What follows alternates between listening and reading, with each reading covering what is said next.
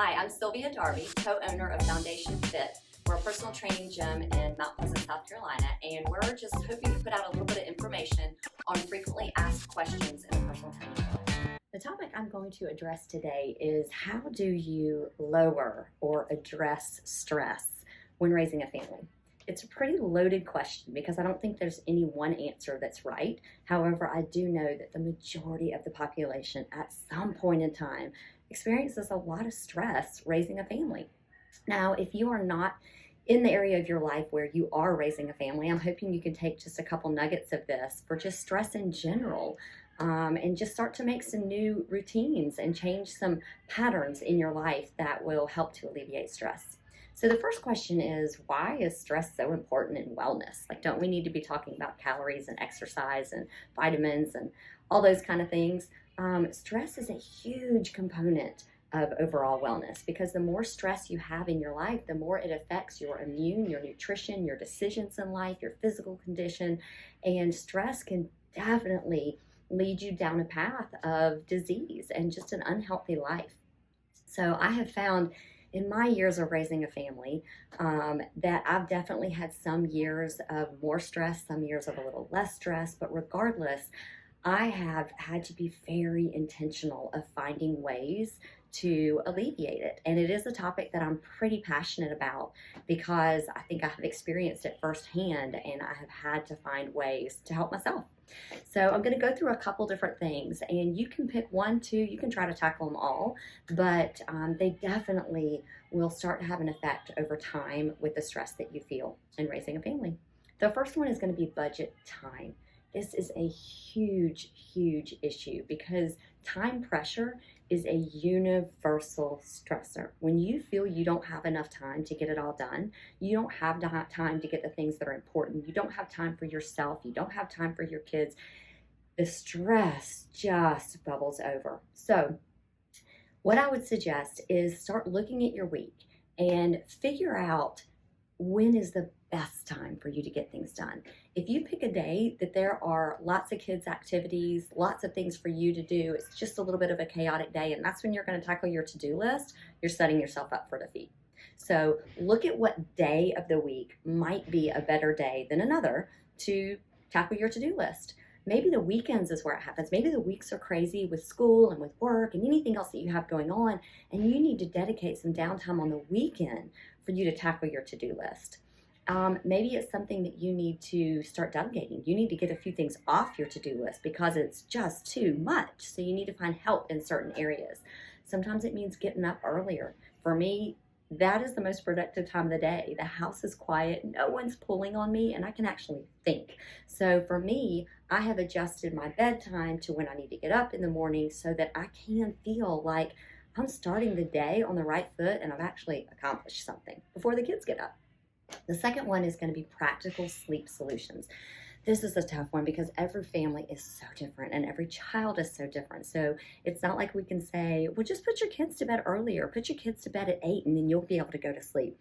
Some kids aren't easy to put to sleep. Some kids don't stay asleep. So it's a very tough area to tackle. But what you can do is you can start to think of some practical solutions to address the issues that you have with sleep. It might simply be educating your children on how important sleep is. If they're older children, if they're athletes, if they strive to better themselves in certain areas in their life, educate them on how important sleep is. Maybe have a wind down routine instead of getting kids all jacked up at night, instead of having the TV, instead of having iPads and iPhones. Get them to wind down. So there might be some practical solutions for your children. Practical solutions for yourself can be very similar. Do you need wind down time? Do you need to cut your caffeine off? Do you need to have a darker room? Do you need to take your phone out of your room? Those are simple things that you have no idea what impact they have on sleep. The next one is going to be step back from the chaos so that you can see what you do have control over and changes that you can make. And this is a huge one that I firsthand can say I've experienced. I've been in the chaos so much that I can't even see what I need to do to make it better. So I have leaned to friends, I have leaned to sources, articles, blogs, things that have shown me ideas and things that I can try that sometimes, believe it or not, I've been like, Oh, can't believe I didn't come up with that myself. That was pretty straightforward, but I just was so in the chaos I couldn't think about it. So examples would be if your kids are always pulling on you and they're always asking you for things, whether it's snacks or water or whatever it is, and they're capable of doing it themselves, well, do you have those items at a reachable level for them? I make sure that I have healthy snacks and treats at a reachable level, and I have their cups and I have their straws. And so if they ask for something, well, I'm like, sure, go to the cabinet and get it. Something else that you can think about talking to your kids about, if they are of the appropriate age, is how to solve their own arguments, how to work things out together so that they don't always have to come to mom and dad and he's doing this and she's doing that. It's amazing. It doesn't happen overnight, but it is amazing the transition you'll start to see when you teach kids how to solve problems for themselves. They're still going to come to you with some of them. They're not going to come to you with all of them. And it's magical when you hear from the back bedroom them talking something out. It can happen. So teach your kids. Another big one is I've taught my kids my warning signs. They know when I'm getting a little overwhelmed. They know when I feel like my lid is about to blow, and it's not because I let it blow all the time. It does happen every now and then. But I think I have signs where I verbally will tell them, hey, mom's maxed out. I'm at the top right now. I'm about to boil. And my older child, more so than the younger, just because of the age and maturity and where he is, senses these signs now sometimes before I even say it. And it's amazing. Sometimes he'll look at me and he'll be like, Mom, I can tell you're stressed out right now. What can I do to help? And it's awesome. So teach your children to be intuitive and empathetic to you and what you need, and then vice versa. You need to be that way towards them. So just that healthy communication can help you just be there for each other instead of butting heads. Another one is noise, negativity, fear. This could come from social media. This could come from news. This could come from just social circles that you hang in that are negative. It is going to compound the chaos and the stress in your life. So you need to be intentional and diligent at looking in your environment and finding out what just doesn't have a place in your family. And I think with COVID and us all being drawn into the home so much more, this has been a big one in my family. We don't ever have the news on. We don't have the TV on unless it's intentional and it's something we want to watch, because it doesn't feed a healthy place for us right now. And if there's a lot going on in the home, that just turns the dial up. Nature and outdoors. This is a huge one. It is so therapeutic. When you feel like you're getting to the boiling point, you're getting to your max, step outside. I don't care if it's cold. I don't care if it's rainy. I don't care if it's hot, humid, and mosquitoes everywhere. Nature has a way of turning down that internal button that likes to just hit the panic when things are too chaotic. Another one is going to be find sources of motivation. Start a gratitude journal. Figure out something that's going to take you out of your own head and focus on something better. So a lot of times when I feel there's a lot of chaos and there's stress, I just compound those feelings by hashing them out in my head, and I can't get out of my own head.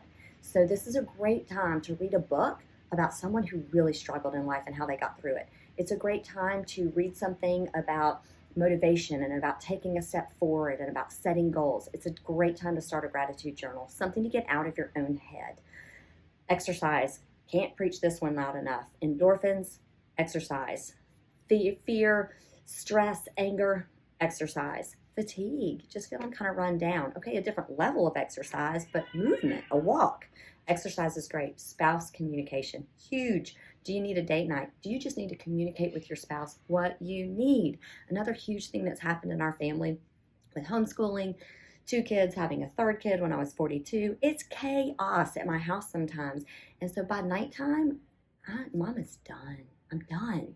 And I'm probably not who the kids need putting them down to sleep. I'm going to be the one that's going to be like, get in bed, instead of, let's go to bed. So something that we have started a routine at my house is on those nights where I'm tapped out, we all gather in our bed, and that's where we read, we just kind of talk, we do our nightly prayers, whatever it is. I wind down laying down while all this is happening, which is amazing. And then my husband will put the kids to bed. It doesn't happen every night, but the nights that I'm really maxed out, it helps me. But it took a lot of communication to realize that this was a huge, huge win for our family, to let me just kind of turn off once we all get in bed.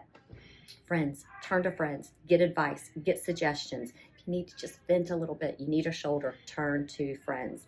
And then finally, rituals of self-care. I've had to dig deep into ones that will be realistic to where I am in my life. I can't exactly just take a weekend vacation where mom can tune out, but I can take a bath. I can take a bath with some Epsom salt and a little bit of apple cider vinegar and a little bit of coconut oil, and I can detox my body, and it does wonders. So these are all just tips. If you take 1, 2, 3 of them, you'll be amazed at the difference that it can make in your stress. You do have to be intentional about them, and you do have to communicate them, to those around you so that we can make it happen. But at the end of the day, they'll make a big difference. So you just got to start somewhere.